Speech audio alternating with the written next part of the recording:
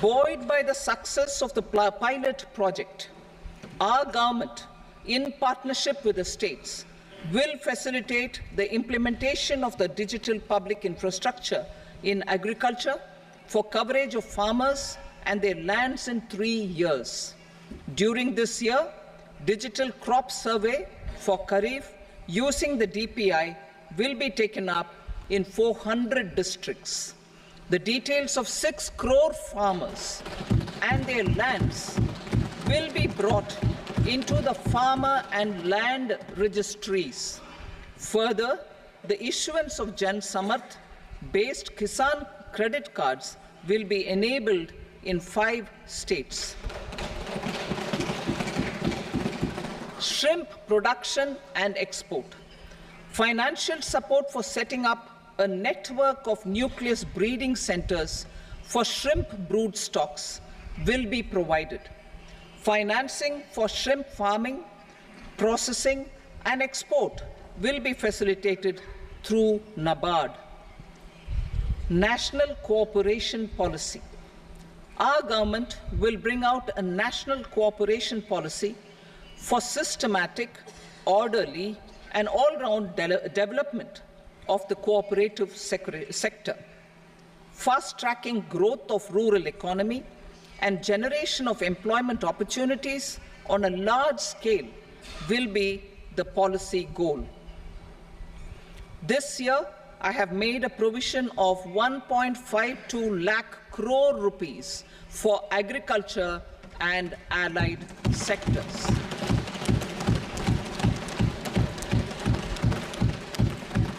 Priority 2, employment and skilling. Employment-linked incentive. Our government will implement following 3 schemes for employment-linked incentive as part of the Prime Minister's package. These will be based on enrollment in the EPFO and focus on recognition of first-time employees and support to employees and employers. Scheme A, first-timers. This scheme will provide 1 month wage to all persons newly entering the workforce in all formal sectors.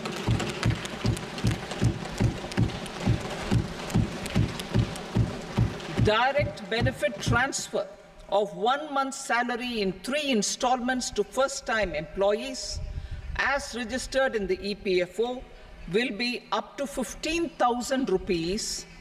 The eligibility limit will be a salary of 1 lakh per month. The scheme is expected to benefit 210 lakh youths.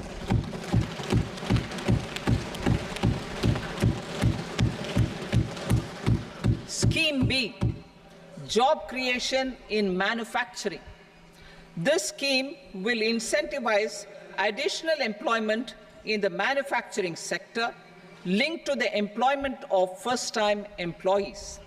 An incentive will be provided at specified scale directly both to the employee and the employer with respect to the EPFO contribution in the first 4 years of employment.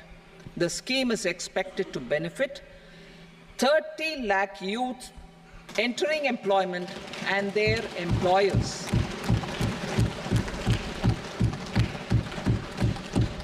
Scheme C, support to employers.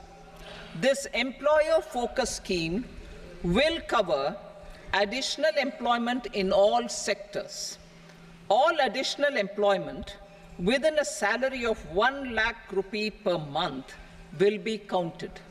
The government will reimburse to employers up to 3,000 rupees per month for 2 years towards the EPFO contribution for each additional employee.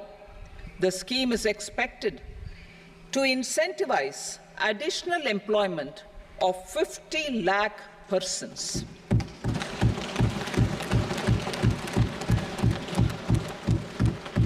Participation of women in the workforce.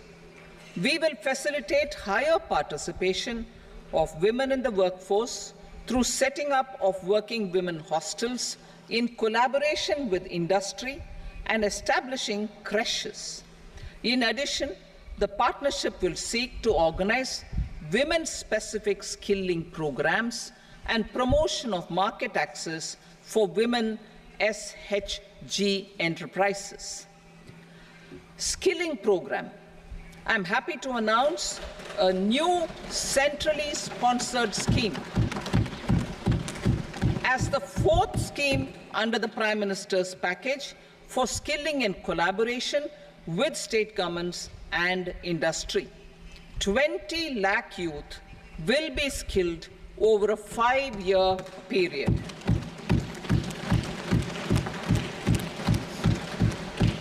(1,000 industrial training institutes will be upgraded in hub and spoke arrangements with outcome orientation. Course content and design will be aligned to the skill needs of industry, and new courses will be introduced for emerging needs. Skilling loans. The model skill loan scheme will be revised to facilitate loans up to 7.5 lakh rupees with a guarantee from a government-promoted fund. This measure is expected to help 25,000 students every year.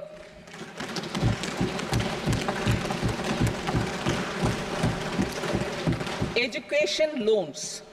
For helping our youth who have not been eligible for any benefit under government schemes and policies, I am happy to announce a financial support for loans up to 10 lakh rupees for higher education in domestic institutions.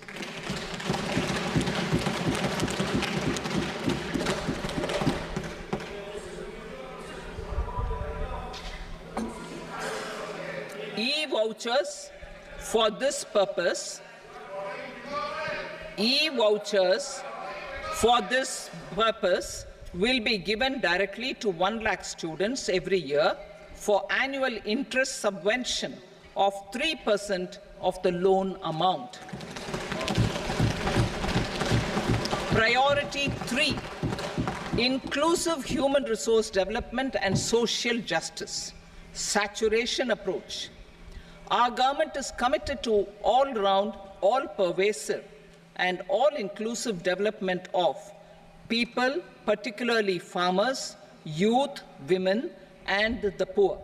For achieving social justice comprehensively, the saturation approach of covering all eligible people through various programs, including those for education and health, will be adopted to empower them by improving their capabilities. Implementation of schemes meant for supporting economic activities by craftsmen, artisans, self-help groups, scheduled caste, scheduled tribe, and women entrepreneurs and street vendors such as the PM Vishwakarma, PM Swanidhi, National Livelihood Missions, and Stand Up India will be stepped up. Purvodaya. The states in the eastern part of the country are rich in endowments and have strong cultural traditions. We will formulate a plan, Purvodaya, for the all-round development of the eastern region of the country, covering Bihar, Jharkhand, West Bengal, Odisha, and Andhra Pradesh. This will cover human resource development, infrastructure, and generation of economic opportunities to make the region an engine to attain Vikasit Bharat. On the Amritsar-Kolkata industrial corridor, we will support development of an industrial node at Gaya. This corridor will catalyze industrial development of the eastern region. The industrial node at Gaya will also be a good model for developing our ancient centers of cultural importance into future centers of modern economy. This model shall showcase Vikas B, Virasat B in a growth trajectory. We will also support development of road connectivity projects, namely 1. Patna-Purnia Expressway, 2. Buxar-Bhagalpur Expressway, 3. Bodh Gaya, Rajgir, Vaishali and Darbhanga spurs, and 4. Additional 2-lane bridge over River Ganga at Buxar at a total cost of 26,000 crore rupees.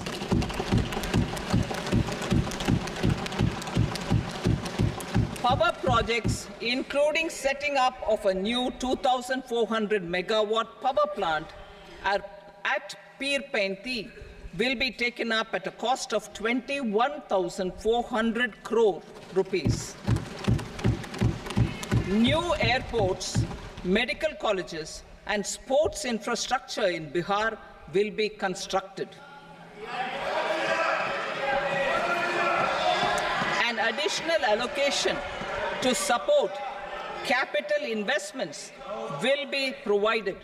The requests of Bihar government for external assistance from multilateral development banks will be expedited.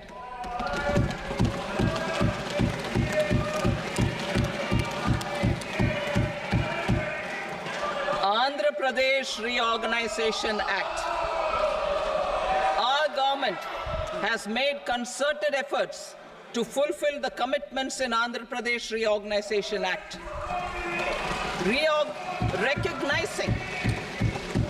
Recognizing the state's need for the capital, recognizing the state's need for a capital, we will facilitate special financial support through multilateral development agencies. In the current financial year, 15,000 crore rupees will be arranged with additional amounts in future years.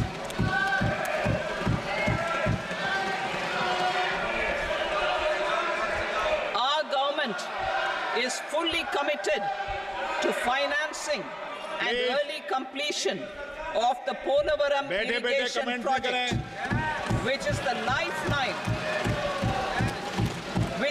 lifeline for Andhra Pradesh and its farmers. This will facilitate our country's food security as well. Under the Andhra Pradesh Reorganization Act, for promoting industrial development, funds will be provided for essential infrastructure such as water, power, railways, and roads. In Kopparthi node on the Visakhapatnam-Chennai Industrial Corridor and Varavakal node on the Hyderabad-Bangalore Industrial Corridor. An additional allocation will be provided this year towards capital investment for economic growth. Grants for backward regions of Rayalaseema, Prakasham, North Coastal Andhra, as stated in the Act, will be provided. PM Awas Yojana. 3 crore additional houses under the PM Awas Yojana in rural and urban areas in the country have been announced, for which the necessary allocations are being made. Women-led development. For promoting women-led development, the budget carries an allocation of more than 3 lakh crore for schemes benefiting women and girls. This signals our government's commitment for enhancing women's role in economic development. Pradhan Mantri Janjatiya Unnat Gram Abhiyan. For improving the socio-economic condition of tribal communities, we will launch the Pradhan Mantri Janjatiya Unnat Gram Abhiyan by adopting saturation coverage for tribal families in tribal majority villages and aspirational districts.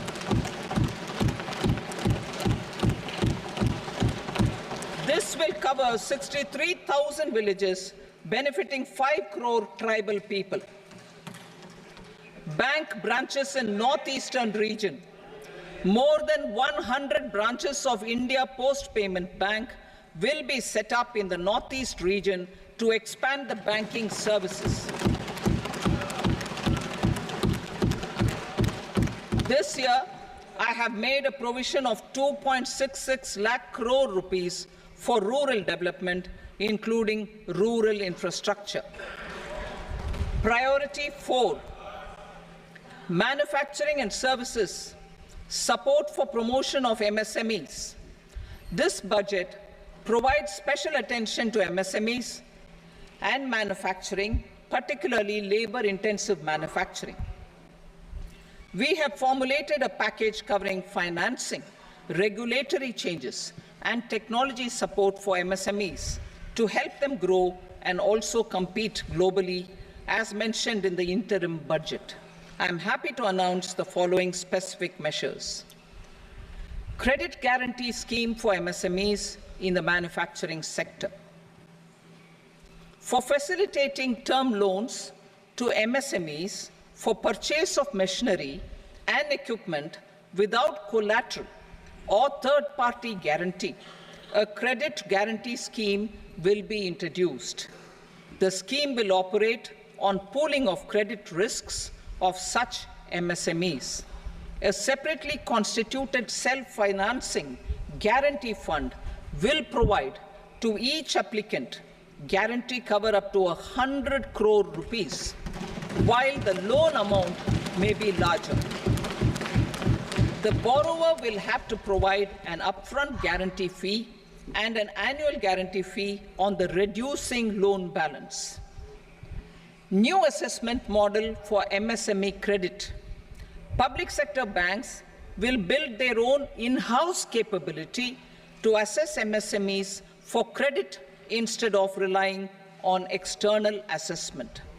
They will also take a lead in developing or getting developed a new credit assessment model based on the scoring of digital footprints of the MSMEs in the economy. This is expected to be a significant improvement over the traditional assessment of credit eligibility based only on asset or turnover criteria. That will also cover MSMEs without a formal accounting system. Credit support to MSMEs during stress period. I'm happy to announce a new mechanism for facilitating continuation of bank credit to MSMEs during their stress period while being in special mention account, SMA stage, for reasons beyond their control. MSMEs need credit to continue their business and to avoid getting into the NPA stage. Credit availability will be supported through a guarantee from a government-promoted fund. Mudra loans. The limit of Mudra loans will be enhanced to 20 lakh from the current 10 lakh for those entrepreneurs who have availed and successfully repaid previous loans under the Tarun category. Enhanced scope for mandatory onboarding in TREDS. For facilitating MSMEs to unlock their working capital by converting their trade receivables into cash, I propose to reduce the turnover threshold of buyers for mandatory onboarding on the TREDS platform from rupees 500 crore to 250 crore rupees. This measure will bring 22 more CPSCs and 7,000 more companies onto the platform. Medium enterprises will also be included in the scope of the suppliers. SIDBI branches in MSME clusters. SIDBI will open new branches to expand its reach to serve all major MSME clusters within 3 years and provide direct credit to them. With the opening of 24 such branches this year, the service coverage will expand to 168 out of 242 major clusters. MSME units for food irradiation, quality and safety testing. Financial support for setting up of 50 multi-product food irradiation units in the MSME sector will be provided. Setting up of 100 food quality and safety testing labs with NABL accreditation will be facilitated. E-commerce export hubs to enable MSMEs and traditional artisans to sell their products in international markets. E-commerce export hubs will be set up in public-private partnership mode. These hubs, under a seamless regulatory and logistic framework, will facilitate trade and export-related services under one roof. Measures for promotion of manufacturing and services. Internship in top companies. As the fifth scheme under Prime Minister's package, our government will launch a comprehensive scheme for providing internship opportunities in 500 top companies to 1 crore youth in 5 years.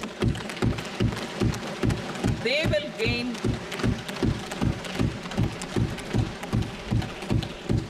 will gain exposure for 12 months to real-life business environment, varied professions, and employment opportunities.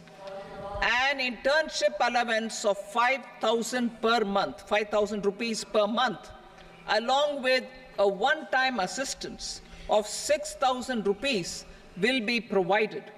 Companies will be expected to bear the training cost and 10% of their internship cost from their CSR funds. Industrial parks. Our government will facilitate development of investment-ready, plug-and-play industrial parks with complete infrastructure in or near 100 cities in partnership with the states and private sector by better using town planning schemes.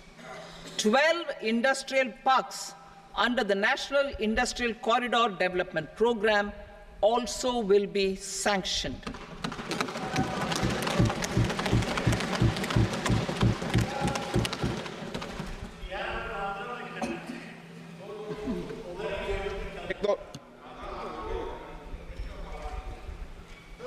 Veggie paper, no. Please, Petty.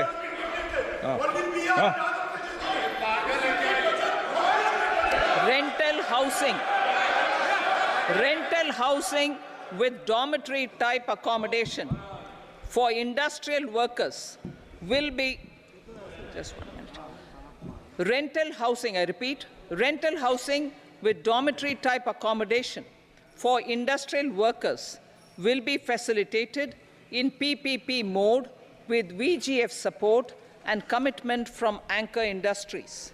Shipping industry, ownership, leasing, and flagging reforms will be implemented to improve the share of Indian shipping industry and generate more employment. Critical mineral mission. We will set up a critical mineral mission for domestic production, recycling of critical minerals, and overseas acquisition of critical mineral assets. Its mandate will include technology development, skilled workforce, extended producer responsibility framework, and a suitable financing mechanism. Offshore mining of minerals. Our government will launch the auction of the first tranche of offshore blocks for mining, building on the exploration already carried out. Digital public infrastructure applications.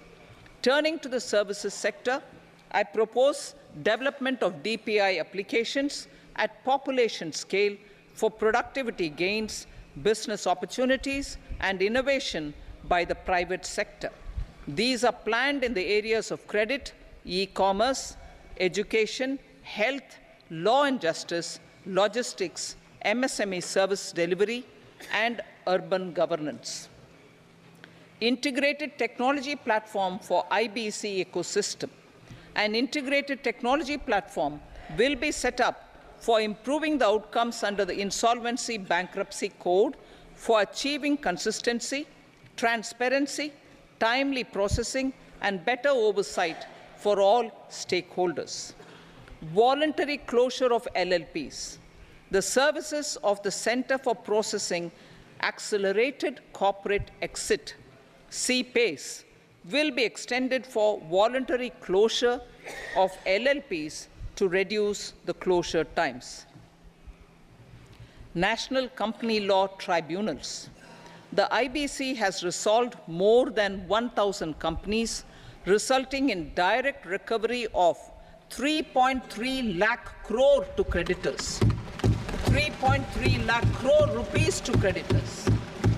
In addition, 28,000 cases involving over 10 lakh crore rupees have been disposed of even prior to admission.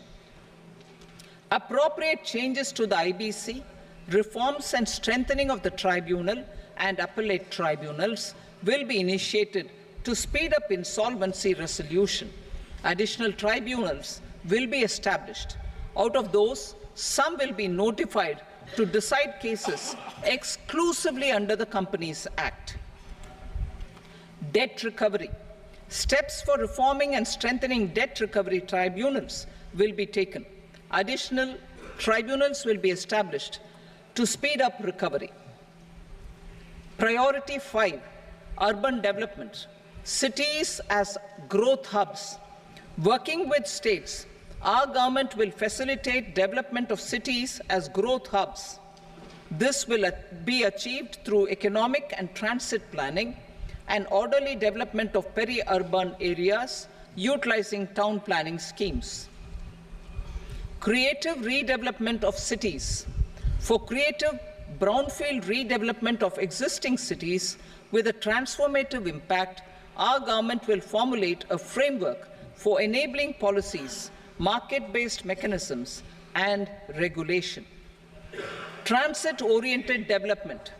Transit-oriented development plans for 14 large cities with a population above 30 lakh will be formulated, along with an implementation and financing strategy. Urban housing. Under the PM Awas Yojana, Urban 2.0, housing needs of 1 crore urban poor and middle-class families will be addressed with an investment of 10 lakh crore rupees. This will include the central assistance of 2.2 lakh crore rupees in the next 5 years. A provision of interest subsidy to facilitate loans at affordable rates is also envisaged. In addition, enabling policies and regulations for efficient and transparent rental housing markets with enhanced availability will also be put in place. Water supply and sanitation. In partnership with state governments and multilateral development banks, we will promote water supply, sewage treatments, and solid waste management projects and services for 100 large cities through bankable projects. These projects will also envisage use of treated water for irrigation and filling up of tanks in nearby areas. Street markets. Building on the success of PM Swanidhi scheme in transforming the lives of street vendors, our government envisions a scheme to support each year over the next 5 years the development of 100 weekly hearts or street food hubs in select cities. Stamp duty. We will encourage states which continue to charge high stamp duty to moderate the rates for all, and also consider further lowering duties for properties purchased by women.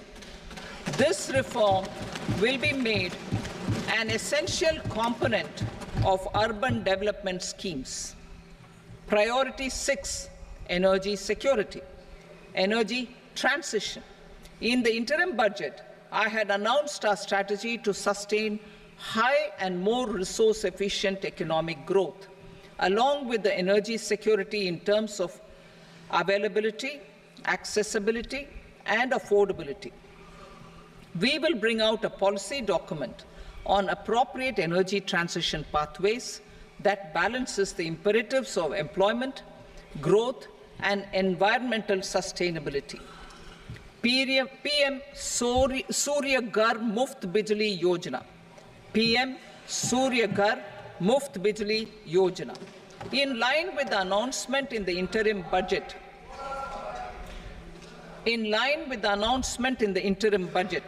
PM Surya Ghar Muft Bijli Yojana has been launched to install rooftop solar plants to enable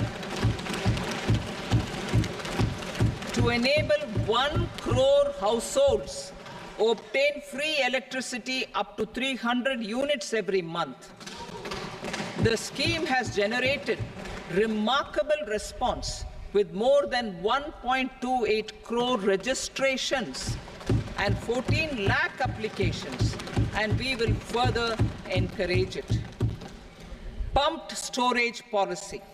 A policy for promoting pumped storage projects will be brought out for electricity storage and facilitating smooth integration of the growing share of renewable energy with its variable and intermittent nature in the overall energy mix. Research and development of small and modular nuclear reactors.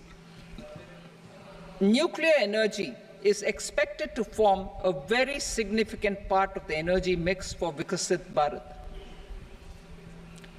Towards that pursuit, our government will partner with the private sector for 1. Setting up Bharat Small Reactors, 2. Research and development of Bharat Small Modular Reactor, and 3. Research and development of newer technologies for nuclear energy. The R&D funding announced in the interim budget will be made available for this sector also. Advanced ultra supercritical thermal power plants. The development of indigenous technology for advanced ultra supercritical thermal power plants with much higher efficiency has been completed. A joint venture between NTPC and BHEL will set up a full-scale 800 megawatt commercial plant using AUSC technology. The government will provide the required fiscal support. Moving forward, development of indigenous capacity for the production of high-grade steel and other advanced metallurgy materials for these plants will result in strong spin-off benefits for the economy. Roadmap for hard-to-abate industries. A roadmap for moving the hard-to-abate industries from energy efficiency targets to emission targets will be formulated. Appropriate regulations for transition of these industries from the current perform, achieve, and trade mode to Indian carbon market mode will be put in place. Support to traditional micro and small industries. An investment-grade energy audit of traditional micro and small industries in 60 clusters, including brass and ceramic, will be facilitated. Financial support will be provided for shifting them to cleaner forms of energy and implementation of energy efficiency measures. The scheme will be replicated in another 100 clusters in the next phase. Priority 7, infrastructure investment by central government. Significant investment the central government has made over the years in building and improving infrastructure has had a strong multiplier effect on the economy. We will endeavour to maintain strong fiscal support for infrastructure over the next 5 years in conjunction with imperatives of other priorities and fiscal consolidation. This year, I have provided 11,11,111 crore rupees for capital expenditure. This would be 3.4% of our GDP. Infrastructure investment by state governments. We will encourage states to provide support of similar scale for infrastructure, subject to their development priorities. A provision of 1.5 lakh crore rupees for long-term interest-free loans have been made this year also to support the states in their resource allocation. Private investment in infrastructure. Investment in infrastructure by private sector will be promoted through viability gap funding and enabling policies and regulations. A market-based financing framework will be brought out. Pradhan Mantri Gram Sadak Yojana, Phase 4 of the PMGSY will be launched to provide all-weather connectivity to 25,000 rural habitations, which have become eligible in view of their population increase. Irrigation and flood mitigation. Bihar has frequently suffered from floods, many of them originating outside the country. Plans to build flood control structures in Nepal are yet to progress. Our government, through the Accelerated Irrigation Benefit Program and other sources, will provide financial support for projects with estimated cost of 11,500 crore rupees, such as the Kosi-Michi intra-state link and 20 other ongoing and new schemes, including barrages, river pollution abatement, and irrigation projects. In addition, survey and investigation of Kosi-related flood mitigation and irrigation projects will be undertaken.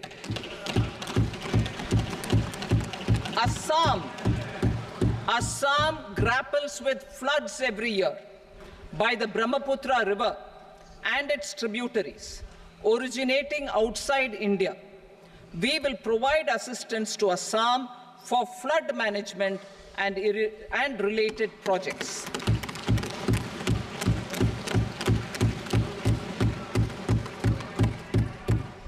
Himachal Pradesh suffered extensive losses due to floods last year.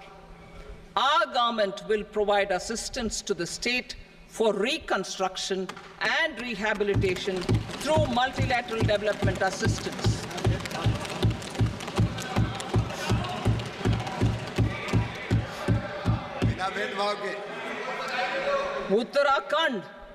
Uttarakhand too suffered losses due to cloudbursts and massive landslides. We will provide assistance to the state. Recently, Sikkim witnessed devastating flash floods and landslides that wreaked havoc across the state. Our government will provide assistance to the state. Tourism. Tourism has always been a part of our civilization. Our efforts in positioning India as a global tourist destination will also create jobs, stimulate investments, and unlock economic opportunities for other sectors. In addition to the measures outlined in the interim budget, I propose the following measures. Vishnupad Temple at Gaya and Mahabodhi Temple at Bodh Gaya in Bihar are of immense spiritual significance. Comprehensive development of Vishnupad Temple corridor and Mahabodhi Temple corridor will be supported, modeled on the successful Kashi Vishwanath Temple corridor to transform them into world-class pilgrim and tourist destinations. Rajgir holds immense religious significance for Hindus, Buddhists and Jains. The 20th Tirthankara Muniswarata temple in the Jain temple complex is ancient. The Saptarishi or the 7 hot springs form a warm water Brahmkund that is sacred. A comprehensive development initiative for Rajgir will be undertaken. Our government will support the development of Nalanda as a tourist center, besides reviving Nalanda University to its glorious stature. Odisha's scenic beauty, temples, monuments, craftsmanship, wildlife sanctuaries, natural landscapes, and pristine beaches make it an ultimate tourism destination. Our government will provide assistance for their development to Odisha as well. Priority 8, innovation, research and development. We will operationalize the Anusandhan National Research Fund for basic research and prototype development. Further, we will set up a mechanism for spurring private sector-driven research and innovation at commercial scale with a financing pool of 1 lakh crore rupees in line with the announcement in the interim budget. Space economy. With our continued emphasis on expanding the space economy by 5 times in the next 10 years, a venture capital fund of 1,000 crore rupees will be set up. Priority 9, next generation reforms. Economic policy framework. We will formulate an economic policy framework to delineate the overarching approach to economic development and set the scope of the next generation of reforms for facilitating employment opportunities and sustaining high growth. Our government will initiate and incentivize reforms for 1. Improving productivity of factors of production, and 2. Facilitating markets and sectors to become more efficient. These reforms will cover all factors of production, namely land, labor, capital, and entrepreneurship, and technology as an enabler of improving total factor productivity and bridging inequality. Effective implementation of several of these reforms requires collaboration between the center and the states and building consensus as development of the country lies in development of the states. For promoting competitive federalism and incentivizing states for faster implementation of reforms, I propose to earmark a significant part of the 50-year interest-free loan. Working with the states, we will initiate the following reforms.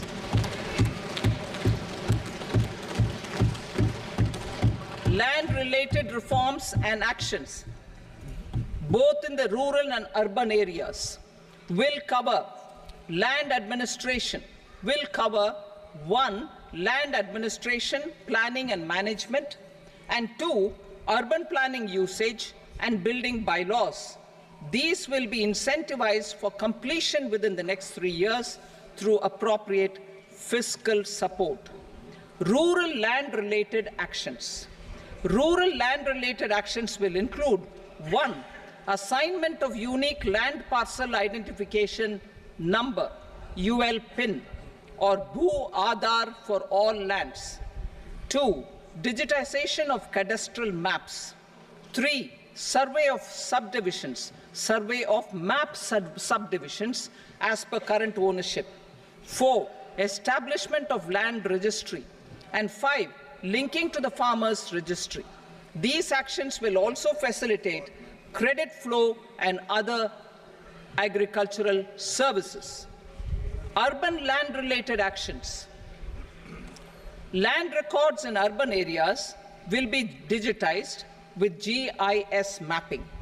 An IT-based system for property record administration, updating, and tax administration will be established. These will also facilitate improving the financial position of urban local bodies. Labor-related reforms. Services to labor. Our government will facilitate the provision of a wide array of services to labor, including those for employment and skilling. A comprehensive integration of e-Shram portal with other portals will facilitate such one-stop solution.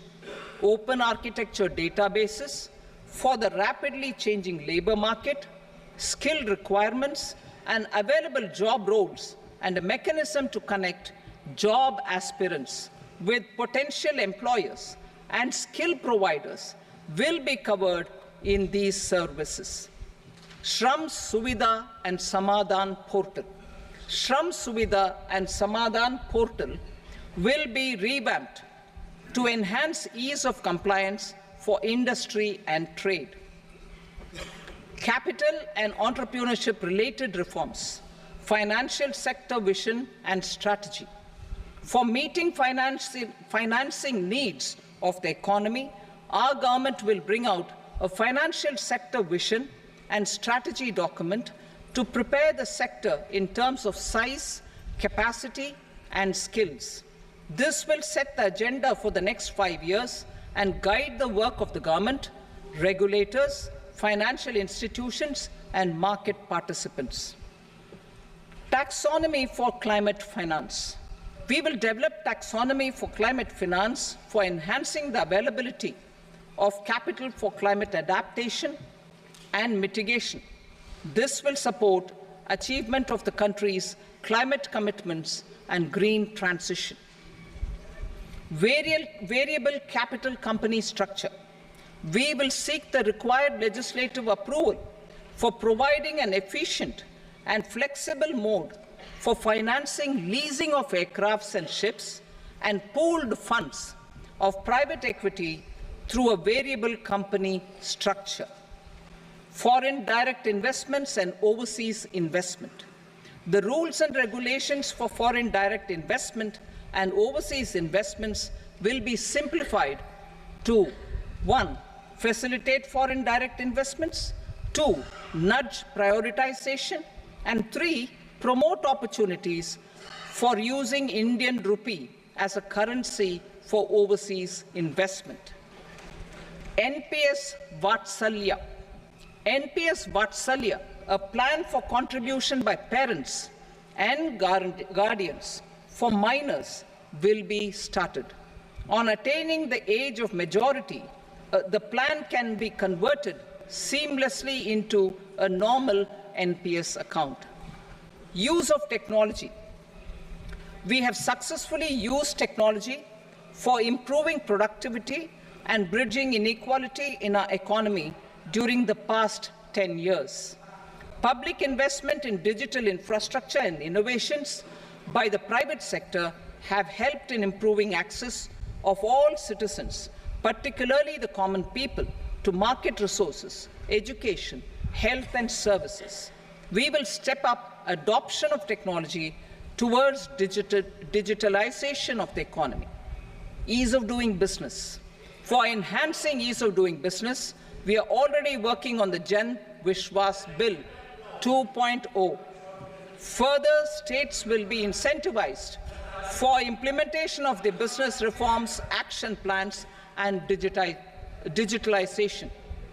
Data and statistics for improving data governance, collection, processing and management of data and statistics, different sectoral databases, including those established under the Digital India Mission, will be utilized with active use of technology tools. New pension scheme. The committee to review the NPS has made considerable progress in its work. I'm happy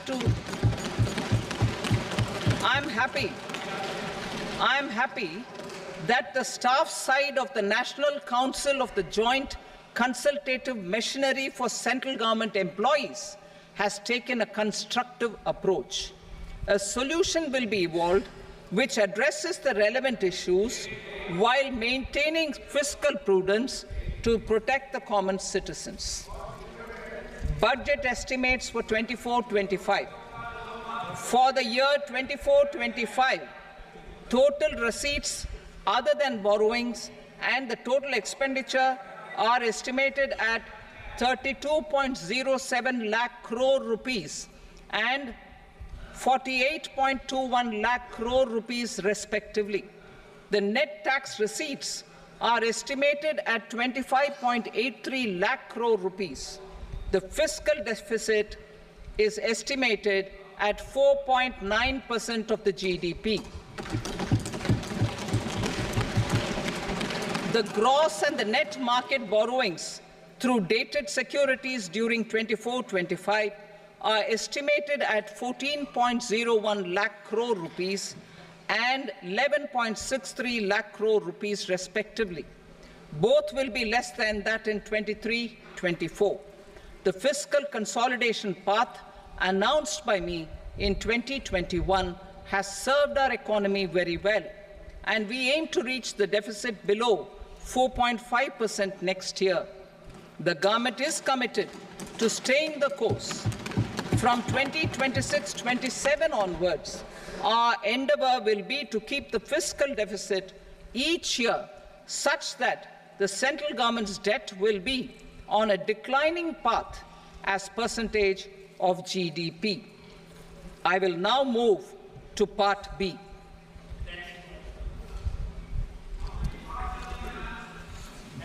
Indirect taxes. Sir, I start with GST. It has decreased tax incidence on the common man, reduced compliance burden and logistics cost for trade and industry, and enhanced revenues of the central and the state governments. It is a success of vast proportions.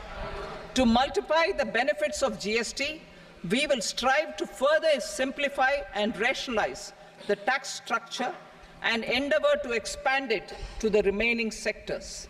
My proposals for customs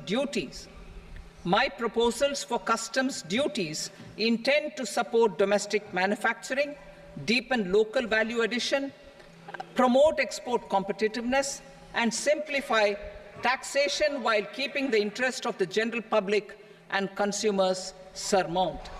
In Budget 22-23, we reduced the number of customs duty rates.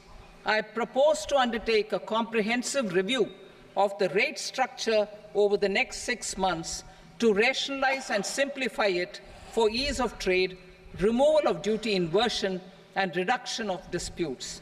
I shall now take up sector-specific customs duty proposals. Medicine and medical equipments.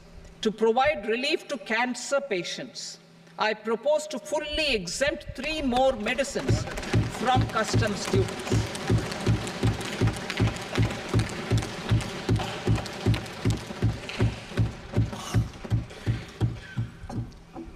I also propose changes in the BCD on X-ray tubes and flat panel detectors for use in medical X-ray machines under the phased manufacturing program so as to synchronize them with the domestic capacity addition. Mobile phone and related parts. With a 3-fold increase in domestic production, an almost 100-fold jump in exports of mobile phones over the last 6 years, the Indian mobile industry has matured. In the interest of consumers, I now propose to reduce the BCD on mobile phone, mobile PCBA, and mobile charger to 15%. Critical minerals. Minerals such as lithium, copper, cobalt, and rare earth elements are critical for sectors like nuclear energy, renewable energy, space, defense, telecommunications, and high-tech electronics. I propose to fully exempt customs duties on 25 critical minerals and reduce BCD on 2 of them. This will provide a major fillip to the processing and refining of such minerals and help secure their availability for these strategic and important sectors. Solar energy. Energy transition is critical in the fight against climate change. To support energy transition, I propose to expand the list of exempted capital goods for use in the manufacture of solar cells and panels in the country. Further, in view of sufficient domestic manufacturing capacity of solar gas, glass, and tinned copper interconnect, I propose not to extend the exemption of custom duties provided to them. Marine products. India's seafood exports in the last financial year touched an all-time high of more than 60,000 crores of rupees. Frozen shrimp accounted for about 2/3 of these exports. To enhance their competitiveness, I propose to reduce BCD on certain broodstock, polychaete worms, shrimp, and fish feed to 5%. I also propose to exempt customs duty on various inputs for manufacture of shrimp and fish feed. Leather and textile. Similarly, to enhance the competitiveness of exports in the leather and textile sectors, I propose to reduce BCD on real down-filling material from duck or goose. I am also making additions to the list of exempted goods for manufacture of leather and textile garments, footwear, and other leather articles for export. To rectify inversion in duty, I propose to reduce BCD subject to conditions on methylene diphenyl diisocyanate, MDI, for manufacture of spandex yarn from 7.5 to 5%. Furthermore, the export duty structure on raw hides, skin, and leather is proposed to be simplified and rationalized. Precious metals. To enhance domestic value addition in gold and precious metal jewelry in the country, I propose to reduce customs duties on gold and silver to 6% and that of platinum to 6.4%. Other metals. Steel and copper are important raw materials. To reduce their cost of production, I propose to remove the BCD on ferronickel and blister copper. I am also continuing with nil BCD on ferrous scrap and nickel cathode and concessional BCD of 2.5% on copper scrap.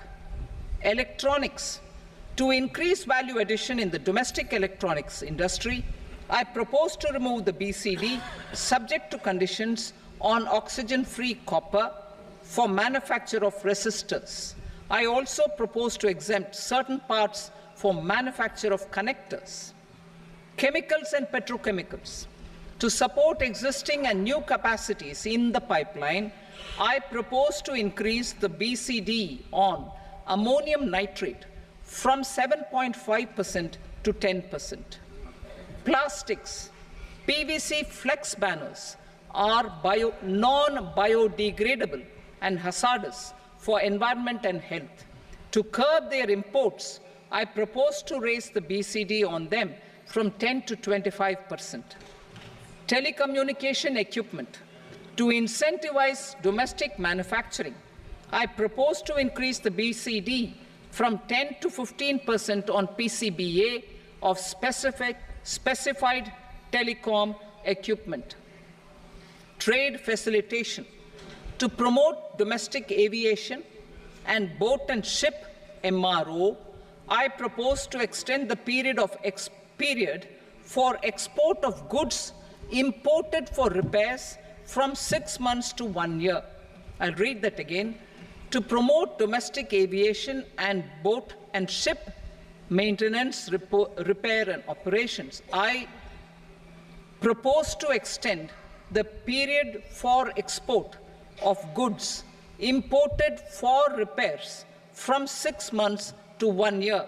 In the same vein, I propose to extend the time limit for re-import of goods for repairs under warranty from 3 to 5 years. I now move to direct taxes. We will continue our efforts to simplify taxes, improve taxpayer services, provide tax certainty, and reduce litigation while enhancing revenues for funding the development and welfare schemes of the government. It has been our endeavor to simplify taxation. We have taken a number of measures in the last few years, including introduction of simplified tax regimes without exemptions and deductions for corporate tax and for personal income tax. This has been appreciated by taxpayers. 58% of corporate tax came from the simplified tax regime in the financial year 22-23. Similarly, as per data available till now, for the last fiscal, more than 2/3 have availed the new personal income tax regime. Comprehensive review of the Income Tax Act. I am now announcing a comprehensive review of the Income Tax Act 1961. The purpose is to make the Act concise, lucid, easy to read and understand. This will reduce disputes and litigation, thereby providing tax certainty to the taxpayers. I will also bring down the demand embroiled in litigation. It is proposed to be completed in 6 months. A beginning is being made in the Finance Bill by simplifying the tax regime for charities, TDS rate structures, provisions of reassessment and such provisions, and capital gains taxation. Simplification for charities and TDS. Two tax exemption regimes. The two tax exemption regimes for charities are proposed to be merged into one. The 5% TDS rate on many payments is being merged into the 2% TDS rate, and the 20% TDS rate on repurchase of units by mutual funds or UTI is being withdrawn. TDS rate on e-commerce operators is proposed to be reduced from 1 to 0.1%. Moreover, credit of TCS is proposed to be given in the TDS to be deducted on salary. Further, I propose to decriminalize delay for payment of TDS up to the due date of filing statement for the same. I also plan to provide a standard operating procedure for TDS defaults and simplify and rationalize the compounding guidelines for such defaults. Simplification of reassessment. I propose to thoroughly simplify the provisions for reopening and reassessment. An assessment hereinafter can be reopened beyond 3 years from the end of the assessment year only if the escaped income is 50 lakh rupees or more, up to a maximum period of 5 years from the end of the assessment year. Even in such cases, a time limit of 6 years before the year of the search, as against the existing time limit of 10 years, is being proposed. This will reduce tax uncertainty and disputes. Simplification and rationalization of capital gains. Capital gains taxation is also proposed to be hugely simplified. Short-term gains on certain financial assets shall henceforth attract a tax rate of 20%, while that on all other financial assets and all non-financial assets shall continue to attract the applicable tax rate. Long-term gains on all financial and non-financial assets, on the other hand, will attract a tax rate of 12.5%. For the benefit of the lower and the middle income classes, I propose to increase the limit of exemption of capital gains on certain financial assets to 1.25 lakh rupees per year. Listed financial assets held for more than a year will be classified as long-term, while unlisted financial assets and all non-financial assets will have to be held for at least 2 years to be classified as long-term. Unlisted bonds and debentures, debt mutual funds, and market-linked debentures, irrespective of holding period, however, will attract tax on capital gains at applicable rates. Taxpayer services. All the major taxpayer services under GST and most services under customs and income tax have been digitalized. All remaining services of customs and income tax, including rectification and order giving effect to appellate orders, shall be digitalized and made paperless over the next 2 years. Litigation and appeals. While our concerted efforts to reduce pendency of appeals at various appellate fora are beginning to show good results, it will continue to engage our highest attention. To dispose of the backlog of first appeals, I plan to deploy more officers to hear and decide such appeals, especially those with large tax effect. For resolution of certain income tax disputes pending in appeal, I am also proposing Vivad Se Vishwas Scheme 2024. Further, I propose to increase monetary limits for filing appeals related to direct taxes, excise, and service tax in the tax tribunals, high courts, and Supreme Court to 60 lakh rupees, 2 crore rupees, and 5 crore respectively.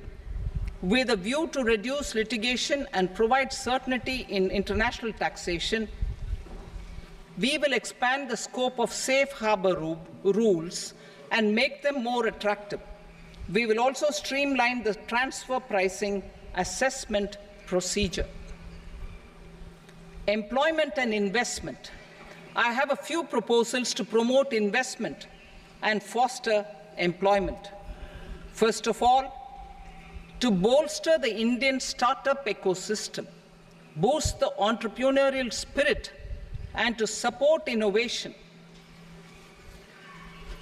I propose to abolish the so-called angel tax for all classes of investors. Second, there is tremendous potential for cruise tourism in India. To give a fillip to this employment-generating industry, I am proposing a simpler tax regime for foreign shipping companies operating domestic cruises in the country. Third,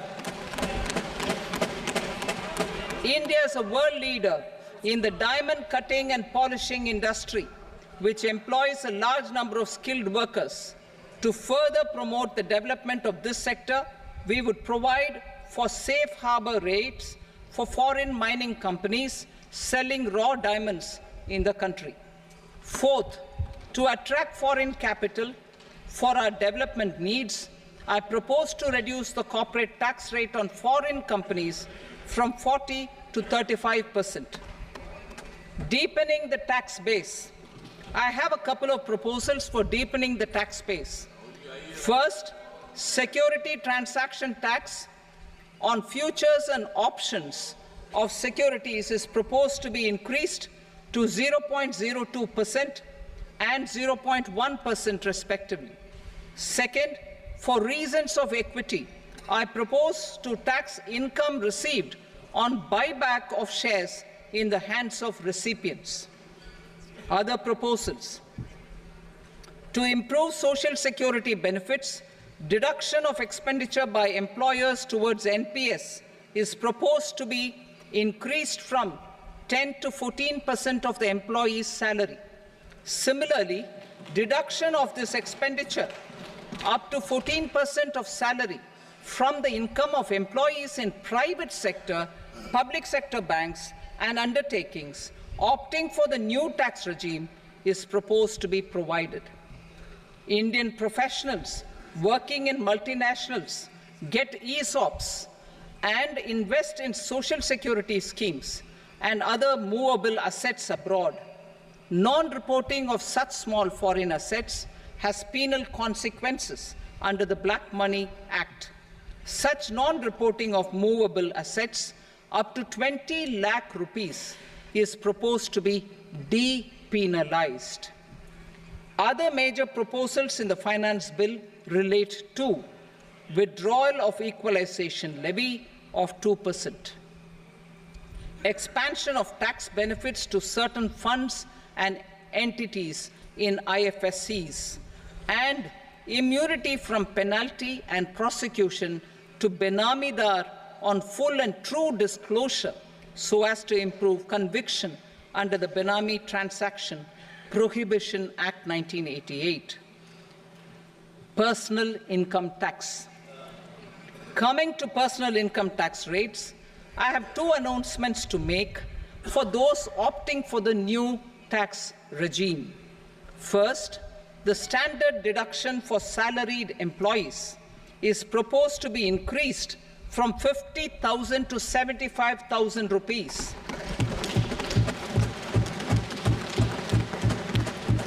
Similarly, deduction on family pension for pensioners is proposed to be enhanced from 15,000 to 25,000 rupees. This will provide relief to about 4 crore salaried individuals and pensioners.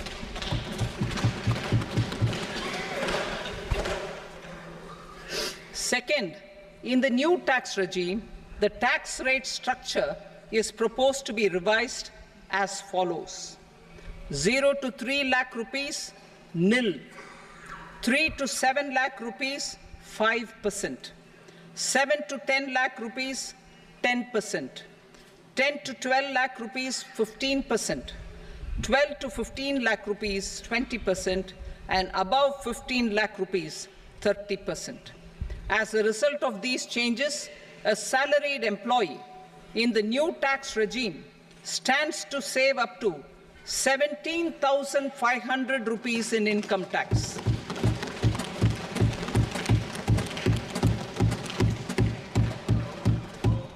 Apart from these, I am also making some other changes as given in the annexure.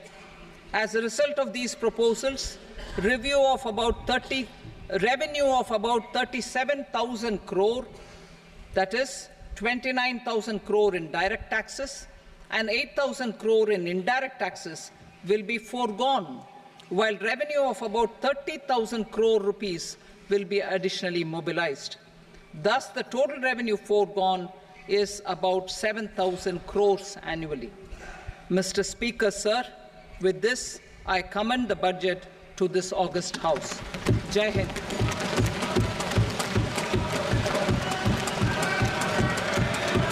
Item number 2. Item number 2.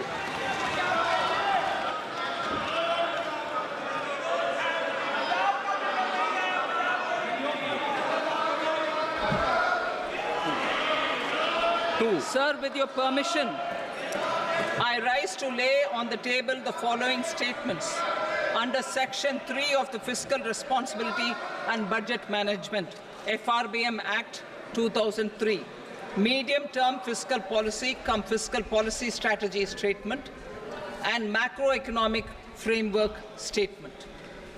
Item number 3. Sir, with your permission, I rise to move for leave to introduce the Finance Number 2 Bill 2024. प्रश्न ये कि विधेयक को पुनर्स्थापित करने की अनुमति प्रदान की जाए। जो सदस्य इसके पक्ष में हाँ कहें, जो सदस्य विरोध में ना कहें। मेरे विचार में निर्णय हाँ वालों के पक्ष में अनुमति प्रदान की जाती है। माननीय मंत्री जी, अब विधेयक पुनर्स्थापित करें। Sir, I introduce the bill. Item number 4. The Union Territory of Jammu and Kashmir budget. Sir, I rise to present a statement, Hindi and English versions, of the estimated receipts and expenditure of the Union Territory of Jammu and Kashmir for the year 24-25. सभा की कार्रवाई कल बुधवार दिनांक 24 जुलाई 2024 को प्राप्त 11 बजे तक के लिए स्थगित की जाती है।